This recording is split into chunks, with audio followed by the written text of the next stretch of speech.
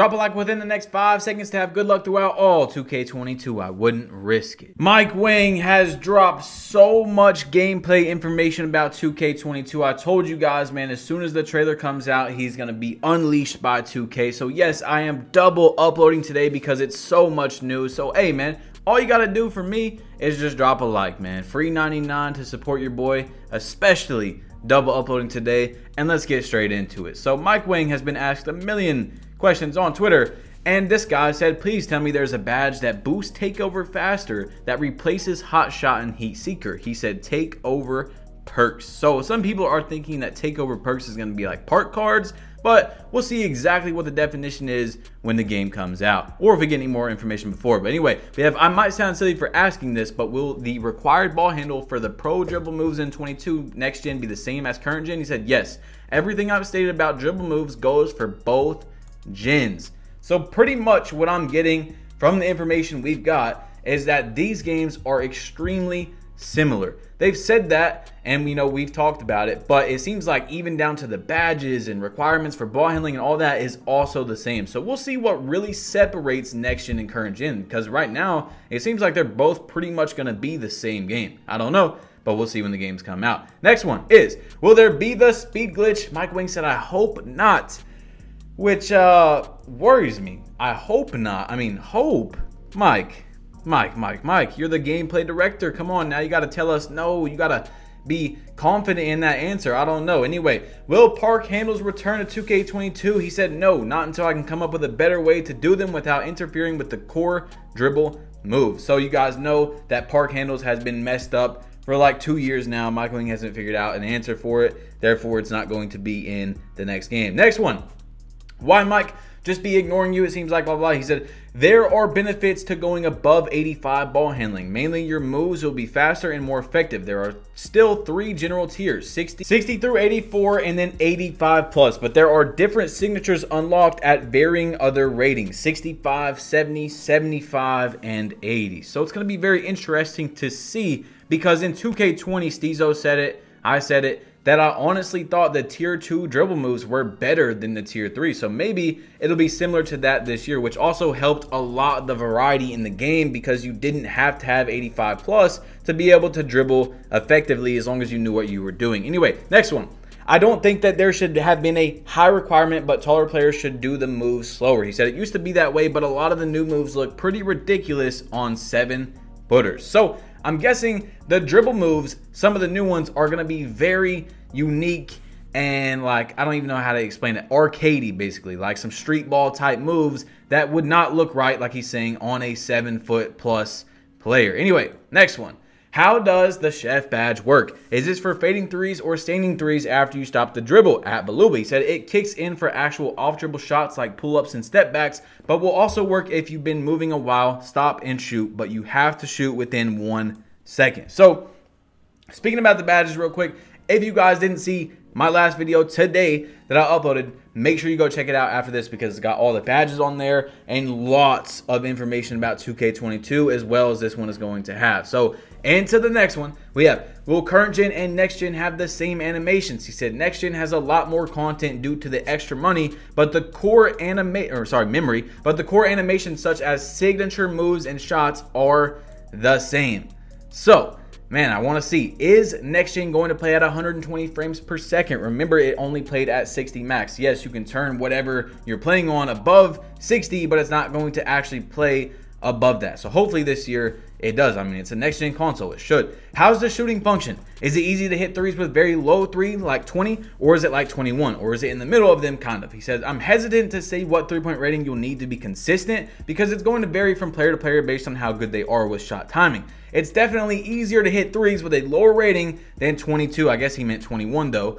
I'd probably say it's closer to 20 or in between. So I told you guys, even though we haven't seen gameplay yet, Mike Wang might have finally found the answer to how shooting should be in 2K. And just like I told you guys, it shouldn't be like 2K20 necessarily, where you can sit there, and I have a video of me greening 6 for 7, 7 for 7 with a 35 3-pointer, but it also shouldn't be like 2K21 where you have to have a 90 plus 3-pointer, or you're just going to be getting full bars all day, even if you're timing your shots correctly. So what they said was it's about openness this year, about taking good shots. So I'm assuming if you have around a 73-point rating, you can green, but you're gonna have to focus on getting open, not just shooting the shot. And it can be 30% with a 73-point rating, 30% contested, and you still make it. So if you have a 73-point rating but you're open, you can still splash them shots. 60, you can still splash. So wait a minute. So I didn't see if sniper was taken off or not, but if it isn't, how does it work? He said sniper modifies the impact of shot timing. It gives you an extra boost for well-timed shots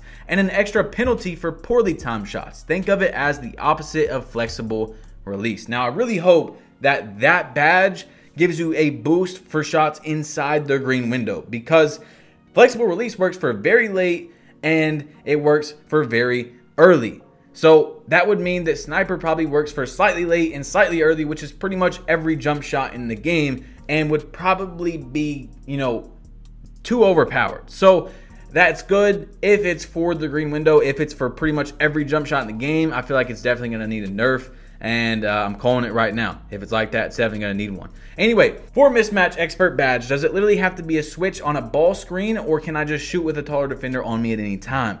Doesn't necessarily have to be a matchup switch. It takes effect anytime you're undersized against your defender, similar to Giant Slayer. So that information that we're getting about these badges is actually pretty important. Like the Chef badge, how you don't have to be fading as long as you shoot within a second of stopping. And now this one, you don't necessarily have to have a mismatch to use the Mismatch badge. Next one though, will there be shot contest percentages? He said yes, which is pretty obvious that was going to be in the game. But the next one is, did we fix the shot contest system this year, or ghost contest gone? He said this was a primary focus for our team this year. I'll never say anything's perfect, but the new contest system is much more reliable and predictable. So if you guys don't know what ghost contest is, it's pretty much where you're like standing near someone and it gives you a super good contest, whereas in real life, that would have been open. Like, this is a simulation of NBA players, and Kevin Durant, who was a 98, 99 overall, well, they have him at a 96 this year, but in real life, if you just stand there next to a shot, that's open all day. That's buckets. That's literally layups for great players. And if your player is a 96, 97, you know what I'm saying, overall, those should be pretty much open shots unless you're in their face. So if deep threes is removed, what's gonna replace it? Mike Wing said deep threes wasn't essentially, it was split off into two separate skills. Off dribble equals chef, and catch and shoot equals limitless spot up. So I'm confused on, and I'm sure he'll elaborate on it, will you be able to pretty much shoot limitless with any build in the game? Because those two badges are only for catch and shoot and moving. So is limitless going to be on pretty much every player except for when you're catching and shooting from limitless? I don't really know, but I'm sure we'll figure out more towards the release of the game. These badges are removed from 2K22. Heat Seeker, Highlight Film, Antifreeze, Deep Threes, Hot Shot, Ice and Veins, Tireless Shooter, Relay Passer, Clutch Defender, Heart Crusher, Hot Stopper, and Trapper. So lots of badges have been removed from 2K22 that were in 2K21. Some people are very happy about that. For 2K22, will shot speed be changed based on where you're shooting from? Again, he said shot speed no longer varies based on distance, but it will still vary based on other factors such as fatigue. Don't use a Zen. Now, just like the I hope so for speed boost glitching, that's kind of worrying me. Like Mike Wing is saying, don't use a Zen, like you still can use a Zen. I don't know. Maybe he's just saying don't use a Zen because it won't work. I don't know. But I guess we'll just have to see when the game comes out. I know I sound like a broken record, but I mean, we really won't know, right?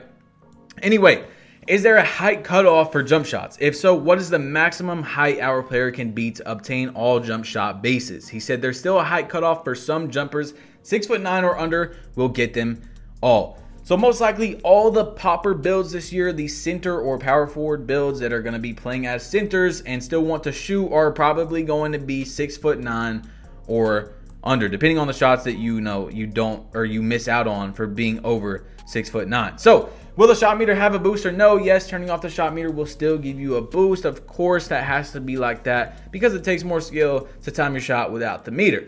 Are the badges on next gen and current gen the same this year? He said all badges are identical between gens. So we're good. I mean, current gen, if you don't have a next gen console yet, or if you want to call it last gen, is going to have the same badges. But I really want to know what is going to be the separating factor now between the last gen and the current gen, because they seem extremely similar in every single aspect.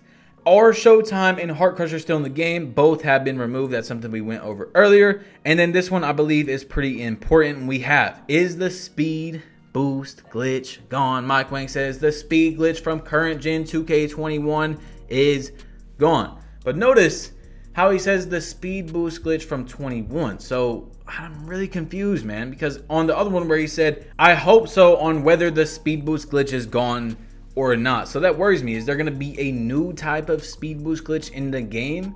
Is Mike Wang saying that he can't guarantee that? I mean, that's pretty much what I heard. You guys can let me know in the comment section down below. But the next one is, will the dunk timing for next gen just be like the shot meter, or will it be a button timing and will you be able to turn it off? He says move and hold pro stick down to start the dunk. Meter starts to fill, release the stick to stop the meter. If you hit the perfect timing middle of the make window, you'll always make it. If you're in the window but miss perfect timing, there's still a chance to miss. There's no option to turn it off, but if you just don't want to use it, you don't have to. Just hold the pro stick in a different direction or use the shot button instead. So there is going to be dunk timing for aggressive dunks, pretty much contact dunks is what they're saying, and on alley-oops for the next gen game only. All right, for the next gen game only. That's going to be interesting to see on how people do that. He said, what ball control do I need for pro dribbles? And once again, it is 85. But I'm wondering, are they going to change it to 80 in the middle of the year like they did this year? And is Mike Wang confident that he's not going to have to do that? Because a lot of people only get to make one build, right? And they make their build to where at like 99 overall, that's when they finally get enough ball handling to be able to speed boost, or they make their build to where at 95, they're able to speed boost because they can't control and keep their overall above that, stuff like that. You know what I'm saying? It's a whole bunch of things. But into the next one. Hey Mike, big fan right here. Just wondering in 2K22, are fades from the mid-range going to be consistent? He said with the right ratings / badges, middies and fades are deadly. So I had a playmaking shot creator in 2K19. It was like 6'4" or 6'5". It wasn't like the playmaking shot creator you know on 2K21. And I might just have to bring that bad boy back, man, because I loved fading. It's so fun when you're greening all those shots. Can you elaborate on glue hands? How do you determine a difficult pass opposed to a normal pass / catch situation? Pass difficulty is determined by lane openness as well as how tightly covered the passer and or receiver are. Ratings play a big part also. With glue hands, those situations where you play leaning / fumbled catches are minimized and let you branch out much quicker. So look, in 2K21, dude, one of the most annoying things ever, if you guys have played the game even 10 times, you know, where you're running, you go to catch the ball, and then you just start flopping and fumbling, and then you fall out of bounds, okay? If we have to have a badge to stop that, I'm probably going to use it all throughout the year, even though I really hope that we wouldn't have to have a badge just to do that, because we're technically like Hall of Fame NBA players and superstar players with our overalls, considering it's an NBA simulation of a basketball game. But if that's what we got to do, man, that's what I got to do. Especially when you're playing twos, and you know how 2K is, man. They will just let your opponent win. You cannot be giving the ball up, especially when 2K is literally just giving them the ball off a random animation. So I'm probably going to be using that a lot. Can you explain what signature size ups are and how to activate them? It seems to be very different from years past. There are two main size ups. Signature size ups are what you get when you flick right stick in any direction from a stand. They're like last year's. Basic size ups but have a signature look / feel. Signature combos are mini movies that play out by themselves when you hold, sprint, and flick right stick up. So once again, like I said in the last video, one of those sounds very similar to 2K19, how you would just rhythm dribble with pretty much just right stick up and then turbo, and it would give you a nice little set of moves that goes on for about 5 seconds. Anyway, do hyperdrive increase speed with ball running with the ball, or is it only speed of dribble moves? He said just right stick dribble moves. So if you have hyperdrive on, you're going to be able to be moving a bit faster with them dribble moves. Mike Wang responded to Swante on Twitter. He said, kind of confused. Am I now going to be able to go for a dunk no matter what instead of a random layup at times? That would be amazing. I've always hoped for that. Hopefully dunk's still nerfed. I be having slasher take and go up for a layup, many others too. He said aggressive skill dunks let you attempt dunks in situations where you'd otherwise get a layup. I wouldn't say it's a guaranteed dunk every time though.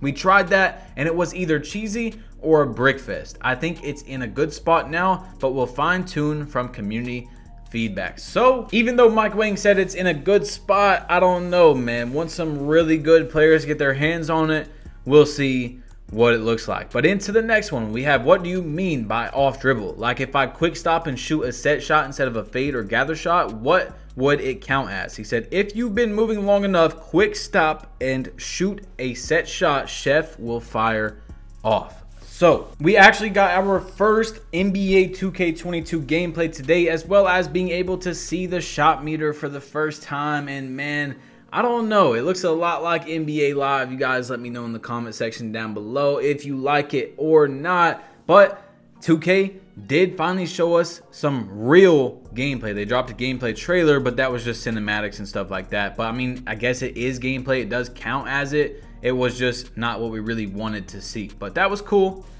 Oh, man, that's a lot of reading, guys. If you made this far, please drop a like. I'm literally losing my voice because I've made over 30 minutes of videos today. Man, hit that subscribe button if you're new, because Mike Wang is not done tweeting. You already know he's unleashed by 2K. He's going crazy. All right, make sure you click the bell right next to subscribe. Select all notifications so that every time I upload, you don't have to look all over every social media for the news. It's going to be right here.